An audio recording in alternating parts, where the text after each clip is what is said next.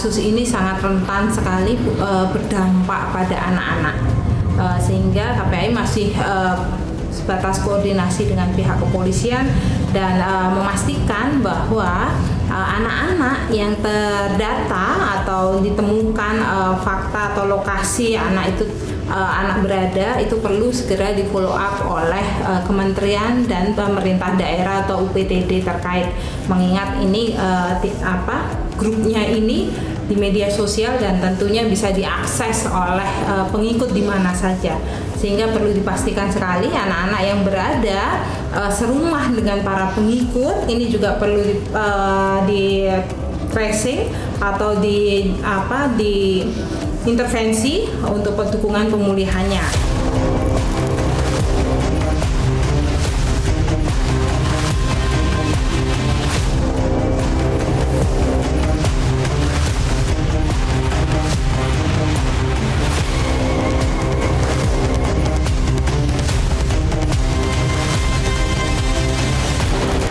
Saya minta Pak Kapolri bertindak sesegera mungkin untuk melakukan apa yang mesti dilakukan, karena ini akan mencederai norma-norma agama, norma-norma pemimpin masa depan bangsa melakukan tindakan hal yang menjijikkan. Saya berharap Pak Kapolri bertindak tegas dan ini harus segera disikapi secara matang agar tidak membahayakan masa depan anak-anak kita. Ya, saya kira terhadap hal-hal yang berdampak, khususnya ini ancamannya terhadap masyarakat luas, Polri tentunya akan melakukan pendalaman, penyelidikan, dan tentunya akan tindak tegas. Dan itu bagian dari komitmen kita. Terima kasih.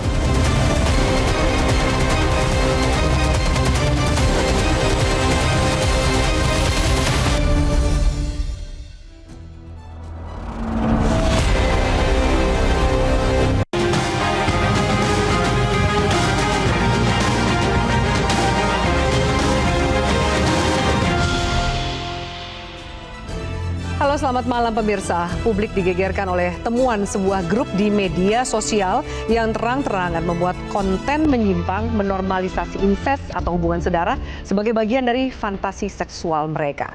Grup bernama Fantasi Sedara tidak hanya melanggar norma dan moral, tetapi juga mengandung indikasi eksploitasi seksual terhadap anak yang bisa berdampak serius kepada psikologis maupun sosialnya. Semua pihak bereaksi keras, mendesak aparat kepolisian segera menangkap pelaku di balik grup tersebut. Lalu langkah apa yang harus diambil untuk memastikan ruang digital tetap aman bagi anak dan bersih dari konten penyimpangan? Dan apakah hukuman kita sudah memberikan efek jera bagi pelaku? Bersama saya Afiani Malik, inilah top issue pada malam hari ini, tema Fantasi Sedara bikin resah.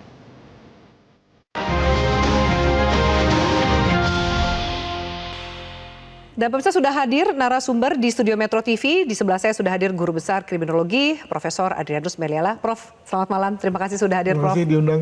Terima kasih, Prof. Kemudian kami juga hadirkan Asisten Deputi Penyediaan Layanan Anak yang juga memerlukan perlindungan khusus Kementerian Pemberdayaan Perempuan dan Perlindungan Anak atau Kemen PPA, Ibu Ciput Puryanti. Ibu Ciput, selamat malam. Terima kasih sudah hadir.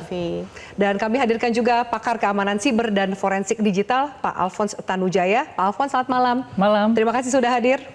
Bergabung bersama kami dari sambungan Zoom Direktur Jenderal Pengawasan Ruang Digital Komdiji Irjen Pol Alexander Sabar. Pak Alexander Sabar, selamat malam. Terima kasih sudah bergabung bersama kami. Selamat malam, Mbak Afi. Iya. Kita akan tanya dulu dari proses hukum, karena banyak sekali pihak yang mendesak sejauh mana proses hukum yang berjalan. Mungkin Pak Alex, Anda bisa menjelaskan perkembangan dari penelusuran, termasuk juga proses hukum yang dilakukan dari berbagai pihak. Nih atensinya salah satunya adalah ke Komdiji. Seperti apa perkembangan terbarunya, Pak Alexander? Baik, Mbak Afi.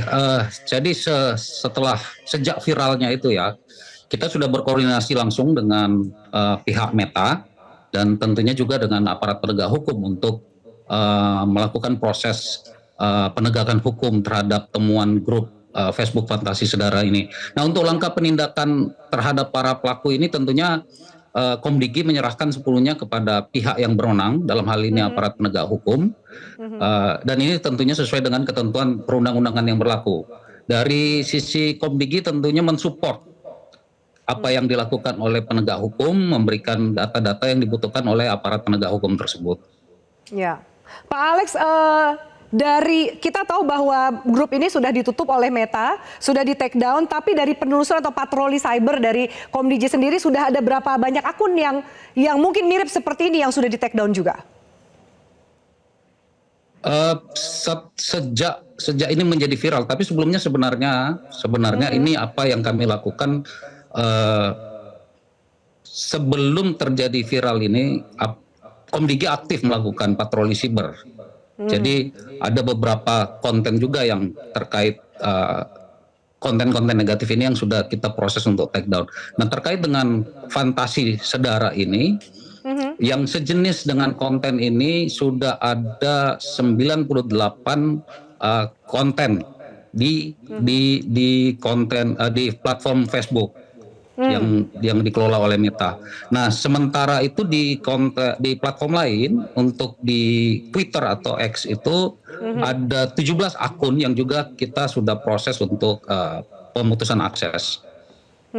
Tapi kalau ini nggak viral, Pak, maksudnya banyak yang juga bertanya patroli cybernya nih kecolongan, apa kelolosan gitu. Ketika kemudian ini viral baru di take down. Tanggapan Anda seperti apa, Pak Alex? Proses take down itu kan kita lakukan sebenarnya ini aktivitas yang sangat boleh dikatakan sangat minim sebenarnya. Jadi dari patroli siber, untuk informasi saja, dari sejak 20 Oktober 2024 sampai 18 Mei 2025 itu kami menangani ada lebih dari 1,8 juta konten negatif di ruang digital. Nah, dan dari 1,8 juta konten negatif tersebut, itu hampir 380.000 kontennya merupakan konten pornografi, termasuk model yang seperti ini. Jadi itu bagian dari upaya yang dilakukan oleh Komdigi. Memang viralitas ini juga yang kami sayangkan, karena beberapa pihak yang begitu menerima konten ini kemudian secara aktif membagikan lagi konten-konten sejenis ini. Ini yang kita sayangkan. Di platform yang sama, dibagikan di platform yang sama, Pak Alex? Ada beberapa yang dibagikan di platform yang sama, tapi ada juga yang dibagikan dalam grup berbeda, menjadi bahan diskusi di grup berbeda. Ini kan juga yang kita sayangkan. Jangan kemudian secara mudah membagikan konten-konten sejenis seperti ini. Itu juga yang kita himbau kepada seluruh masyarakat, ketika menemukan konten-konten seperti ini, tolong menahan diri, tidak membagikan lagi, apakah itu hasil capture di layar perangkat mereka yang dibagikan di grup lain atau di kontak mereka, untuk tidak melakukan sharing hal-hal seperti ini. Ya, singkat Pak Alex, saya mau tanya soal grup dari Fantasi Sedara ini. Ini followernya anggotanya sudah 30.000 lebih. Jadi sebenarnya grup ini sudah berdiri sejak kapan dan siapa admin utamanya? Apakah sudah berhasil ditangkap oleh pihak kepolisian? Untuk proses tadi penelusuran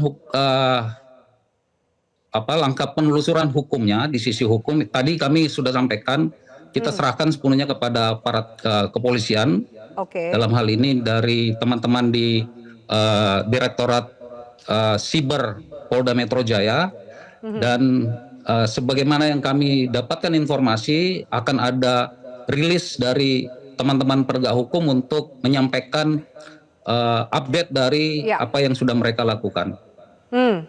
Pak, dari grup sendiri anggotanya sudah 30.000 lebih, itu sudah berapa lama berdiri akun itu, dan kebanyakan ini memang akun real yang bergabung atau ternyata akun anonim atau akun bodong gitu yang bergabung dalam grup ini, Pak?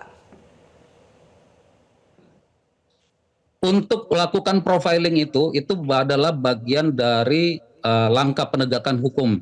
Jadi Mbak Afi, itu langkah yang dilakukan oleh penegak hukum karena kebijakan di platform sendiri mereka tidak membagikan informasi itu ke semua pihak. Jadi terbatas kepada permintaan dari aparat penegak hukum. Nah, dalam konteks ini pihak platform hanya memberikan informasi-informasi tersebut kepada kepolisian yang sedang melakukan proses penyelidikan terhadap kasus ini. Baik, berarti kita nantikan progres terbarunya yang akan disampaikan oleh pihak kepolisian. Saya mau ke Prof. Adrianus sebelum kita mengembangkan diskusi ini. Prof, ini semua terkejut, tapi followernya sudah 30.000. Bahkan tadi Pak Alexander mengatakan banyak grup yang hampir serupa seperti ini. Apa yang terjadi sih? Kenapa? Apakah segitu bobroknya moral dari warga Indonesia? Dan kenapa kemudian sepertinya bermain mereka tak tersentuh gitu ketika bermain di dunia maya? Jadi kalau tadi Pak Dirjen menyayangkan bahwa hal ini viral ya, ramai. Saya berpendapat ada baiknya nih. Ada baiknya. Justru gara-gara viral ini bisa ketahuan gitu. Menjadi satu public discourse bahwa dunia pornografi itu memang mengandalkan fantasi untuk supaya mengundang atraksi ya. Dan atraksi lalu kemudian disambut dengan persepsi dan dengan begitu lalu kemudian orang mau keluar duit kan begitu. Itu yang pertama. Yang kedua dari segi saya sebagai kriminolog adalah bahwa soal incest ini kan sesuatu yang amat sensitif, tertutup, tabu. Tapi apakah tidak ada? Nah, dengan adanya public discourse seperti ini kan lalu menjadi satu kesempatan bagi kita untuk bicara dan menjadi satu amunisi bagi teman-teman di Kementerian PPPA untuk kemudian berbuat sesuatu. Jadi saya pikir ada bagusnya lah untuk kemudian hal ini menjadi satu dialog. Diskusi publik ya, semua jadi aware gitu.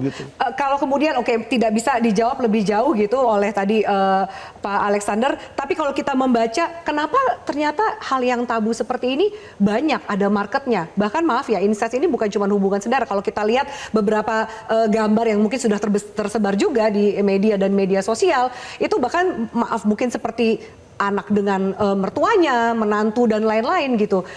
Apakah hanya fantasi semata yang mereka bagikan di media sosial atau jangan-jangan ada perilaku nyata yang mesti diwaspadai? Jadi ini kan amat psikologi nih, ya ada satu larangan bagi kita semua atau bagi beberapa individu untuk berbuat, bahkan berpikir pun tidak berani gitu ya. Tapi kemudian mendapatkan outlet, mendapatkan penyaluran dari melihat objek-objek tersebut ya. Makanya kemudian lalu fantasi yang dikembangkan tuh luar biasa tuh ya. Sampai ke soal bahwa hal-hal yang pornografi sekalipun itu menjadi jualan. Tadi yang disebutkan melalui misalnya tadi orang tua dengan anak, anak dengan anak begitu ya. Jadi individu tidak berani melakukannya, berpikir itu tidak, tapi dengan melihat itu saja seakan-akan sudah accomplish, selesai.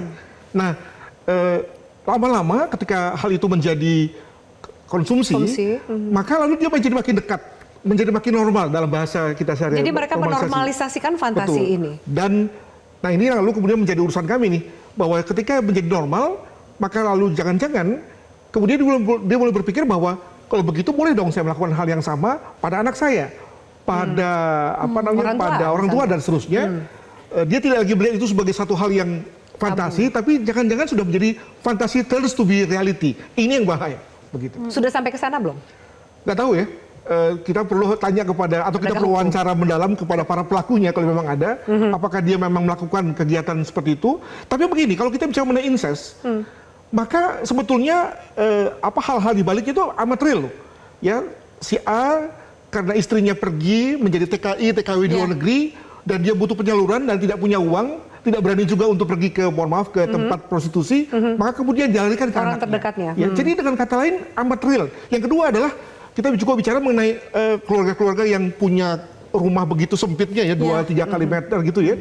Lalu anaknya sudah mulai tumbuh akil balik, sudah mulai molek dan nah dia sudah mulai desire ya, nggak tahan dia. Jadi yang terjadi lebih ke situ ketimbang fantasi. Jadi memang konteks fantasi ini memang kelas menengah ini, ya, yang sudah bisa mengkonsumsi internet, yang sudah bisa mengkonsumsi bahasa Inggris gitu ya, barulah kemudian dia mulai menikmatinya. Tapi jangan-jangan di kelas tertentu hal seperti itu rentan terjadi gitu. Tentu sekali. Ya.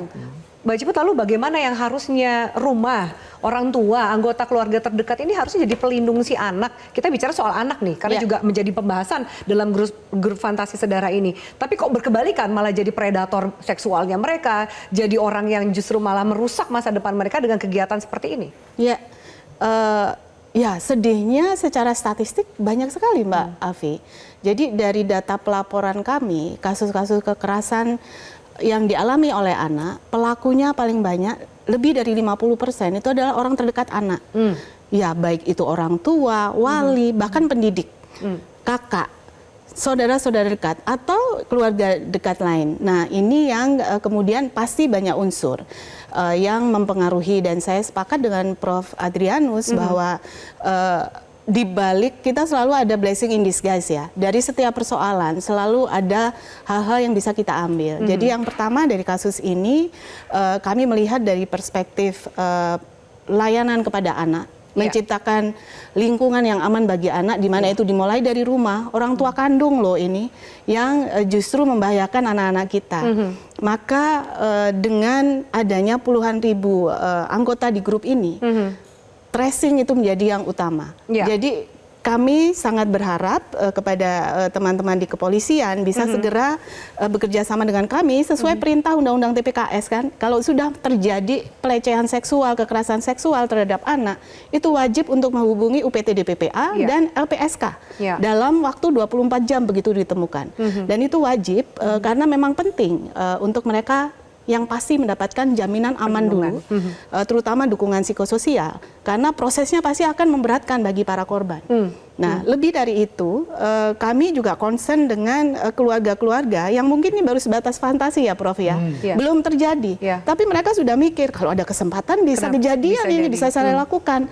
Nah, itu yang harus kita juga pastikan anak-anak ini dan istri-istri mereka, atau mungkin juga anak laki-laki ya, nggak hanya anak perempuan yang berbahaya dalam kondisi menjadi ini. Potensi korban. Iya, harus dipastikan mereka nanti dapat sistem yang baik.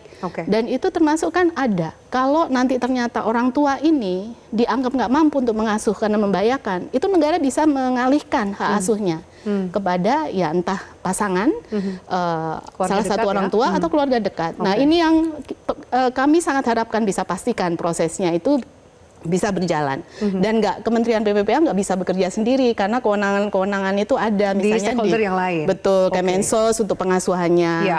Tetapi kami sebagai istilahnya tuh kalau dalam pengelolaan kasus-kasus terhadap anak itu kami manajer kasusnya. Ya, dan itu kami ada lini-lini sampai di daerah itu ada UPT DPPA yang tentu nanti kami akan gandeng. Bisa bergerak untuk melindungi anak-anak. Iya, di ranah digital ini daerahnya bisa di mana aja luas. Jadi kami pengen segera ini kalau ditemukan, dan tadi pagi dalam sebuah rakor bersama Meta, KPAI dan beberapa stakeholder termasuk Kemkes dan juga Komdiji, Pak Dirjen juga hadir tadi ya Pak Dirjen, dari Meta menyampaikan bahwa mereka akan memberikan data yang ada di mereka. Tapi hanya kepada APH. Nah, inilah yang kemudian kami sebagai tim untuk perlindungan anak ini harus solid bersama-sama, gitu Mbak Afi. Ini sudah ada momentumnya, tidak ada lagi alasan untuk tidak melindungi dan tidak ada lagi alasan untuk tidak solid ya Bu Ciput ya. Momentum juga untuk ngetes nih PP Tunas, Pak Dirjen, nanti ada bottleneck-nya enggak gitu ya? Betul. Baik. Pak Alfon, saya harus jeda, nanti saya tanyakan ketika Mbak Ciput mengatakan tracing ini penting, tapi ini kan banyak sekali akun anonim, apakah bisa terkejar semuanya dan apa konsekuensinya bagi para anggotanya? Biasanya yang dikejar cuma admin, tapi bagaimana dengan anggotanya? Apakah mematikan handphone, membuang alat gadget itu juga bisa menghilangkan jejak mereka? Usai jeda pemirsa, tetaplah bersama kami.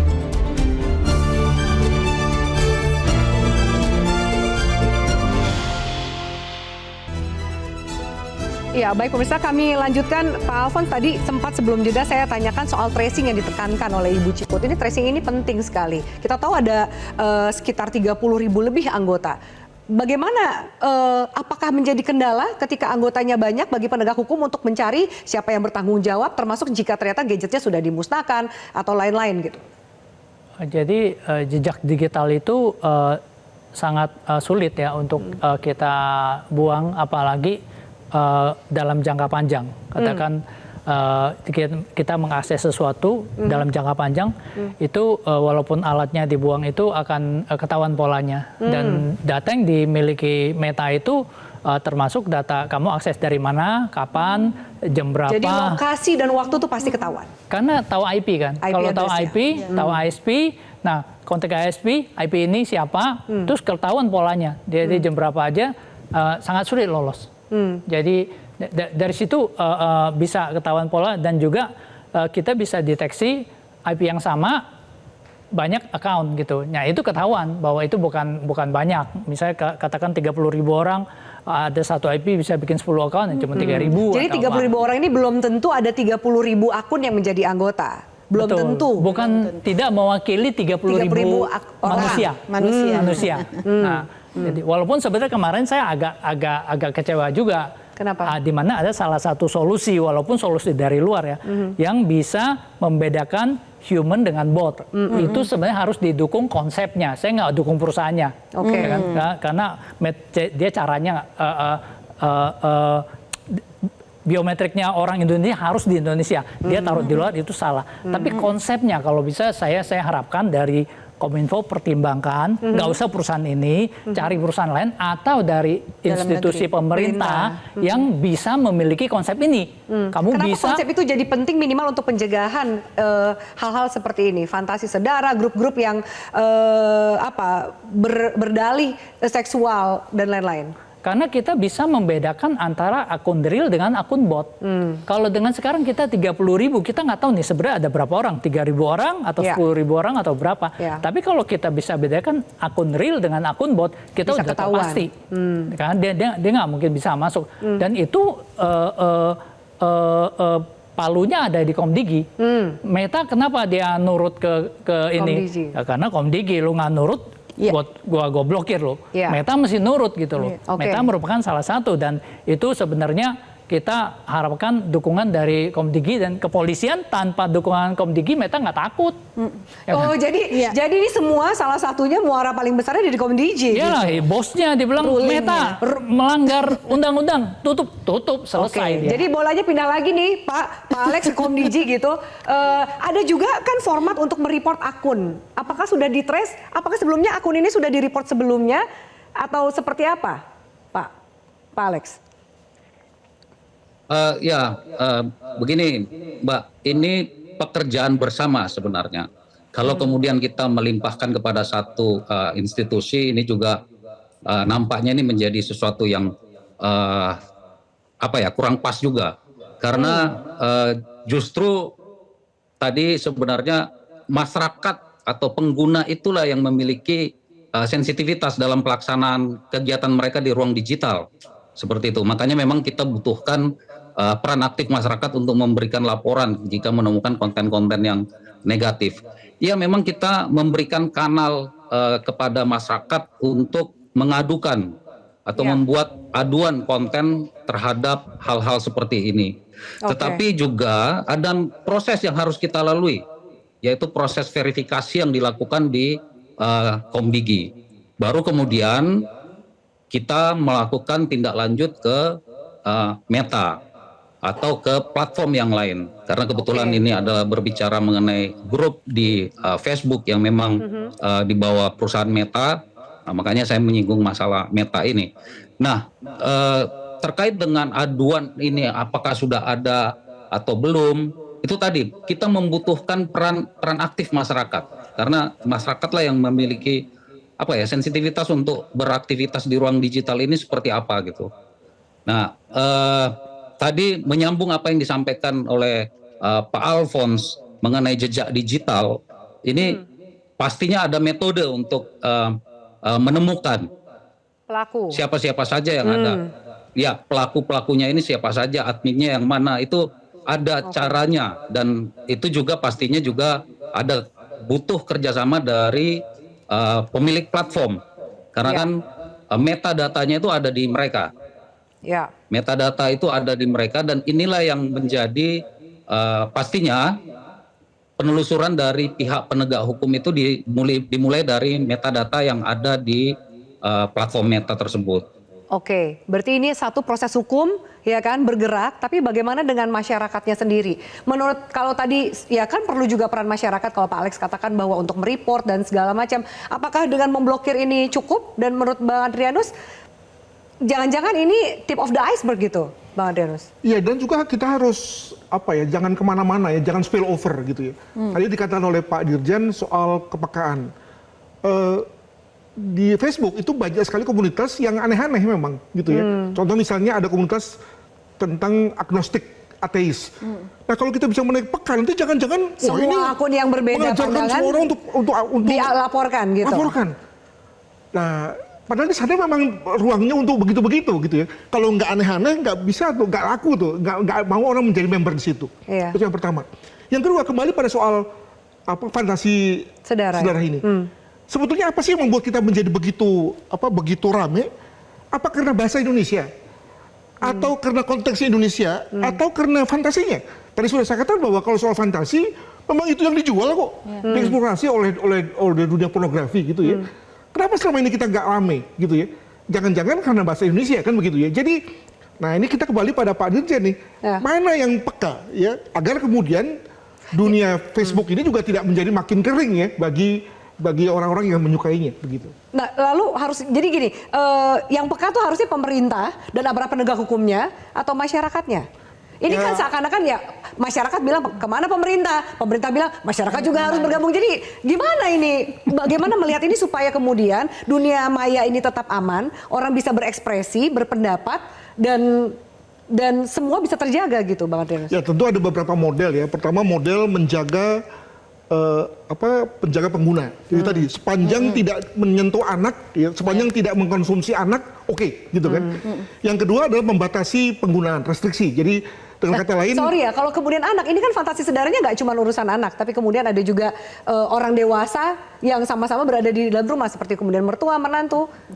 Nah, makanya jadi kembali kepada soal bahwa jangan-jangan memang karena kita selama ini masuk pada satu situasi yang unthinkable ya, kita nggak pernah berpikir bahwa ini bisa menjadi ada ya gitu ya. Bisa jadi konsumsi pihak-pihak tertentu. Ya.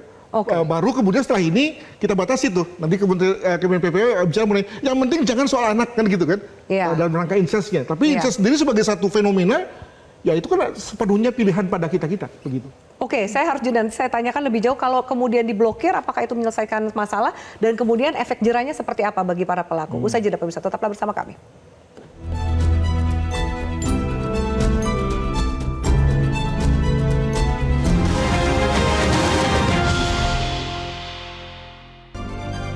Baik pemirsa, kami lanjutkan. Mbak Ciput, apakah kemudian dengan men-take down, memblokir itu menyelesaikan masalah? Sejauh mana hukuman yang memiliki efek jera menurut Mbak Ciput sendiri benar-benar diterapkan untuk para pelaku kejahatan seksual kepada anak?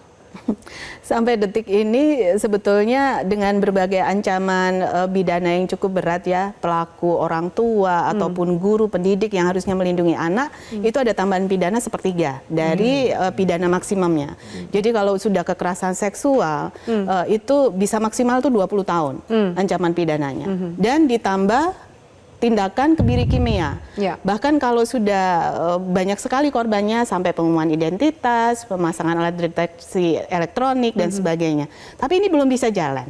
Ya, kenapa? Mbak Dirjen. Karena sudah ada yang mendapatkan putusan inkrah untuk dapat tindakan kebiri kimia, tapi itu baru akan dilaksanakan setelah pidana utamanya selesai, Mbak Afi. Dan nggak ada nakes yang mau. Nah, itu. Perdebatannya masih panjang soal hukuman kebiri itu kan. Permen yang mengatur bagi para profesional untuk melakukan itu belum siap. Oh, nanti malah jadi masalah bagi mereka yang melakukan itu ya?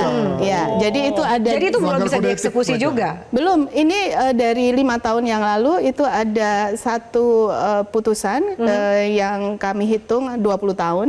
Berarti itu kan dia baru nanti, ini udah 5 tahun, 15 tahun lagi Mbak Afi, baru bisa eksekusi. Itu pun harus dilakukan assessment secara psikologis dan medik.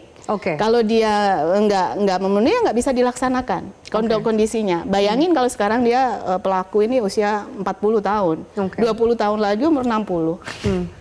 Udah nggak perlu juga mungkin ya? Udah perlu juga itu disuntik. Dan mengapa kemudian menurut kami, Bu Wamen juga menyampaikan di beberapa statement ya bahwa kebiri kimia itu tidak memberikan efek jera, tapi justru kami mengkhawatirkan karena kalau sudah criminal mind ya Prof, dia bisa melakukan dengan hal lain, karena kekerasan seksual tidak hanya dengan alat kelamin, ada alat bantu lain yang dia lakukan karena dia ada di otaknya. Nah ini yang justru mengkhawatirkan. Jadi saya sebetulnya sepakat Undang-Undang TPKS ini juga sebetulnya sudah mulai beralih melihat seperti di negara lain di luar Indonesia ada perhatian rehabilitasi untuk pelaku. Nah memang Indonesia mungkin sumber daya kita belum sampai ke sana ya karena kita untuk menolong para korban ini aja data statistik baru 5% korban yang sudah melapor itu yang tertangani secara komprehensif. Karena ya anggarannya besar loh Mbak Afi untuk bisa kalau sampai korban eksploitasi seksual itu bisa secara psikologis dia pemulihan itu ada yang sampai 4 tahun maksimal.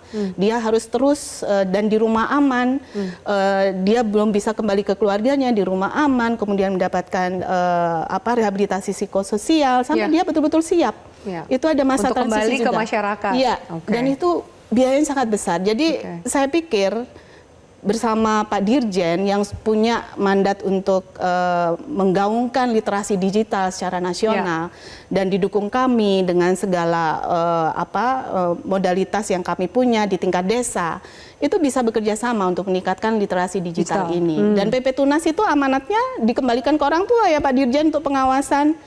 Semua peraturan terkait perlindungan anak di ranah digital itu dikembalikan ke orang tua. Dikembalikan ke orang tua untuk pengawasan dan juga pendampingan. Tapi kita tahu datanya bahwa jangan-jangan orang tua, orang terdekat di keluarga itu menjadi pelaku terbesar. Itu. Jadi kita seperti telur atau ayam duluan, tapi semua harus dilakukan. Iya.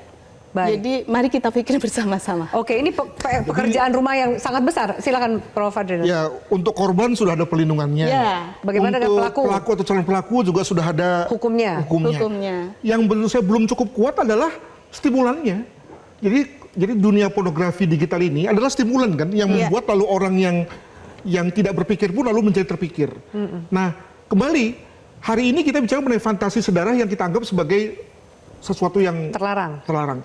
Besok-besok misalnya ada fantasi bestiality, fantasi berhubungan seks dengan binatang.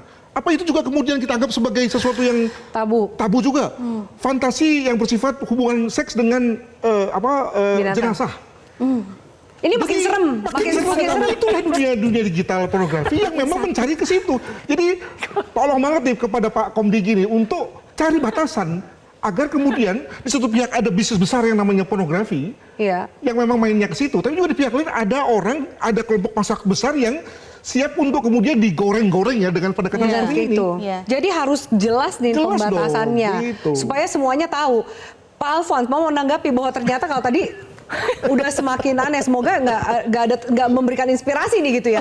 Tapi ada kata-kata kunci gitu misalnya yang digunakan. Ternyata sempat juga kita diskusi soal fantasi sedara. Mungkin kata-kata fantasi atau sedara itu nggak masuk dalam kata kunci yang pada langsung di take down gitu, nggak masuk ke community guideline ya gitu.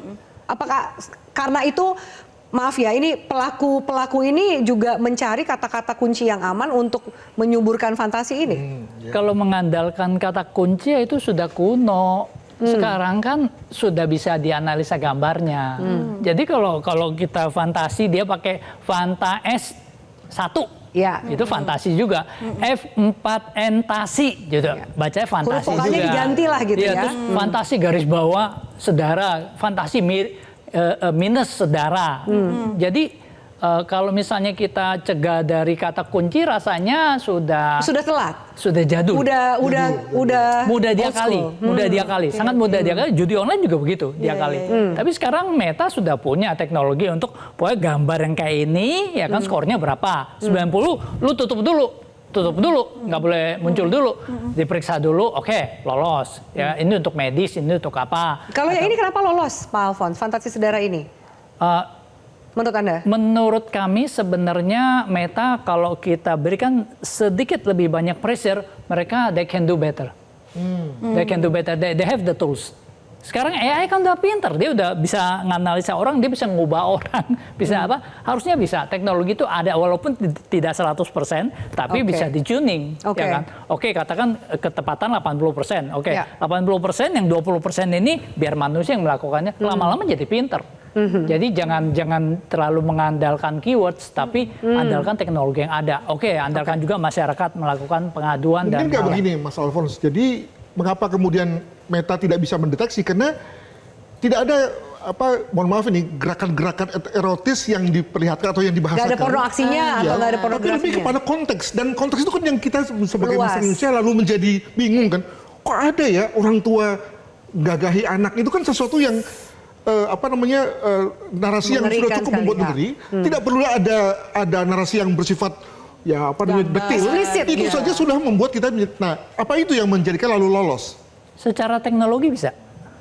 Kalau kita berikan mereka pressure dan mereka harus fokus itu, ketepatan mungkin reda 80%, tapi by the time goes by, mereka akan makin lama makin tepat. Sepertinya akan makin lama makin pintar. Dan itu akan berguna buat Meta juga kok. Bukan cuma di Indonesia. Mungkin kenapa dia nggak lakukan? Mungkin di negara lain nggak jadi masalah gitu. Di negara kita kan memang nilai ketimuran yang menjunjung tinggi itu. Jadi beda negara, beda guidelines-nya. Beda etikanya. Di Jepang, di Amerika mungkin fotografi soft porn masih oke. Oke, ya silakan Pak Alex. Ya, begini. Tadi saya sudah sampaikan bahwa setiap platform itu memiliki guideline-nya sendiri yang berbeda-beda, gitu. Dan itu tidak berlaku atau diberlakukan khusus kepada satu negara saja. Tetapi dia berlaku global. Nah, kalau terkait dengan pornografi ini kan sudut pandangnya berbeda-beda. Tiap negara memiliki pandangan yang berbeda mengenai pornografi, yang mana yang dilarang, yang mana yang dibolehkan, seperti itu kan. Jadi itu mungkin yang juga menjadi permasalahan bersama yang perlu kita cari jalan keluarnya. Karena posisi negara saat ini juga tidak memberlakukan apa yang kita sebut sebagai censorship kan. Posisi negara hanya adalah mengatur tata kelola. Membuat aturan tata kelola dari para penyelenggara sistem elektronik. Gimana? Iya, baik Pak Alex, saya harus jeda, nanti kita bahas ternyata bukan cuma di Facebook, tapi banyak juga di aplikasi yang dengan mudah para pengguna bisa menemukan konten pornografi di situ. Dan masih banyak sepertinya terakses oleh pengguna mereka. Kami lanjutkan pemirsa sesaat lagi.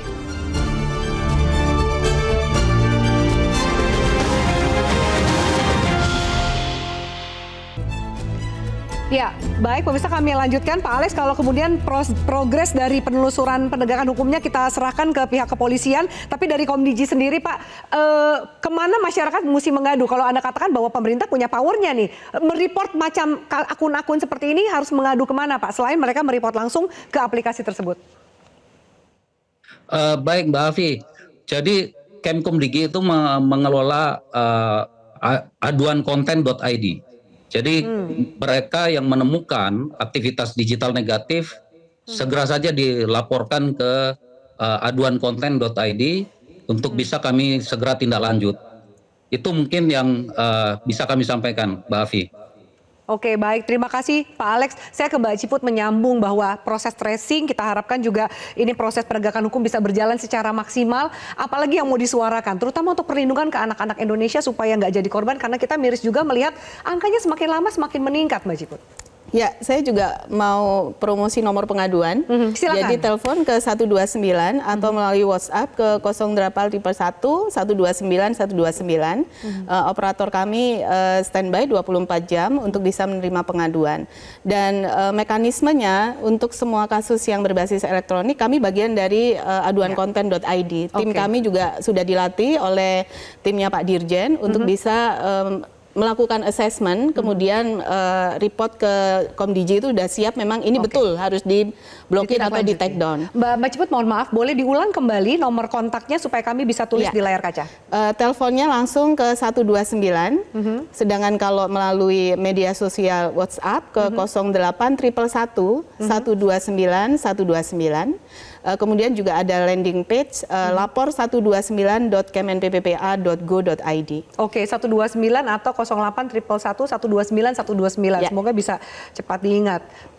Lalu Mbak, terakhir dukungan apa lagi yang diperlukan supaya kemudian ada hukuman yang jera, efek jera bagi pelaku dan perlindungan lebih luas ke anak-anak? Kan semua juga dimulai dari keluarga. Ya, sebetulnya ini yang pencegahan di ranah hulu ya. Jadi kita itu punya PR yang sangat berat, itu mempersiapkan calon pengantin, betul-betul mereka siap untuk bahwa tugas orang tua itu mengasuh anak dan pengasuhan yang optimal itu dilindungi oleh negara. Mereka harus belajar itu.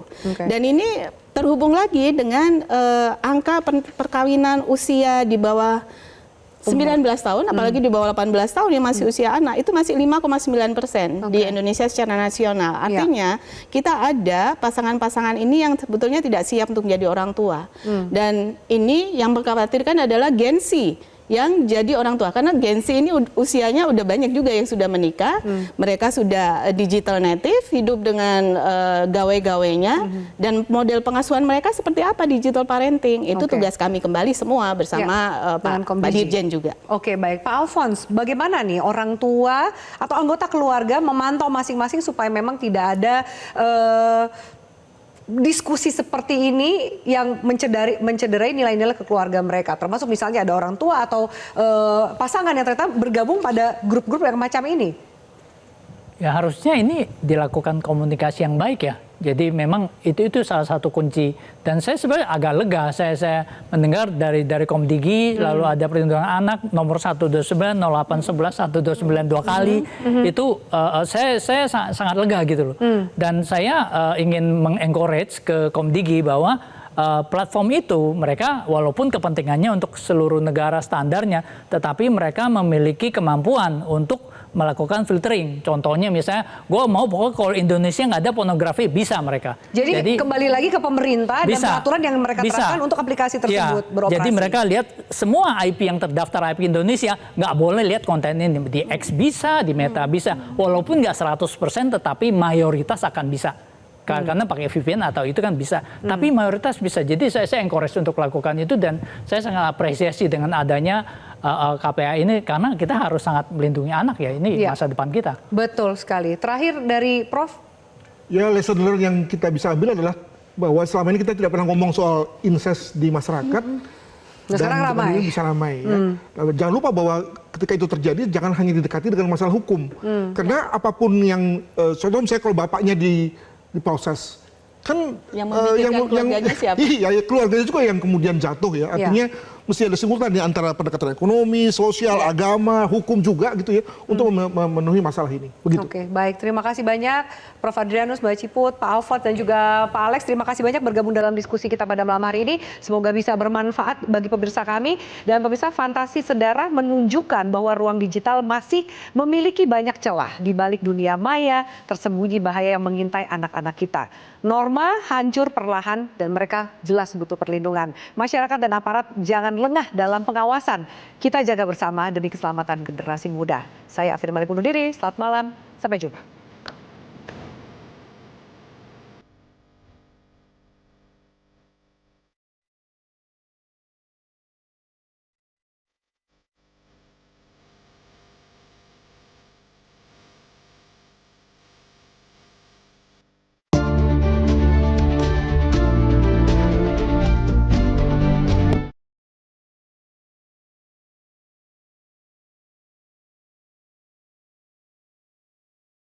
Metro TV. Jelajahi cara baru mendapatkan informasi. Download Metro TV Extend sekarang.